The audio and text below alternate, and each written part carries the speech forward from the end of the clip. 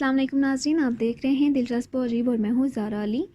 वो वक्त जब कायदे आज़म अदाकार बनने के लिए गए, शायद बहुत कम लोग इस बात से वाकिफ़ हों कि जब कायदे आज़म लंदन बैरिस्ट्री पढ़ने के लिए गए तो वहाँ एक एक्टर की ज़रूरत का इश्तिहार आया। अब कायदे आज़म को भी अपनी अंग्रेज़ी दानी और अपनी आवाज़ पर नाज था और वो भी वहाँ चले गए। वहाँ तमाम उम्मीदवार ही गोरे थे जो 70 के करीब थे। कायदे आज़म ने एक मुकालमा पढ़कर सुनाया और इतने सारे उम्मीदवारों में जिसको चुना गया वो कायदे आज़म ही थे।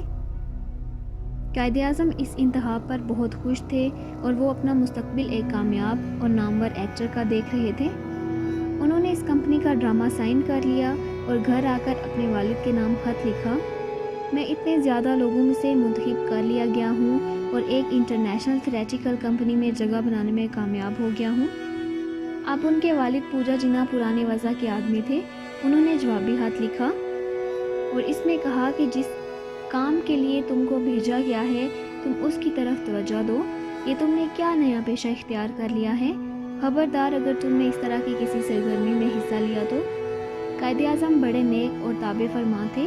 चुनाचे हाथ मिलते ही उनको फ़िक्र पड़ गई और इस कंपनी के मालिक से कहा कि सर मैं बहुत शर्मसार हूँ कि मैं वादे के मुताबिक परफॉर्म नहीं कर पाऊँगा। उन्होंने पूछा कि आखिर तुम्हें हुआ क्या है?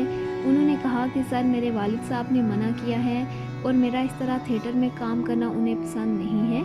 कंपनी के मालिक ने कहा कि तुम्हारे वालिद को क्या एतराज़ है, ये तुम्हारी ज़िंदगी है और जो तुम चाहो पेशा इख्तियार कर सकते हो।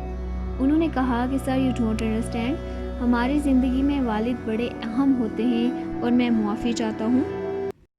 मज़ीद इन्फॉर्मेटिव वीडियोज़ के लिए हमारे चैनल को लाइक, शेयर और सब्सक्राइब कर दें। शुक्रिया।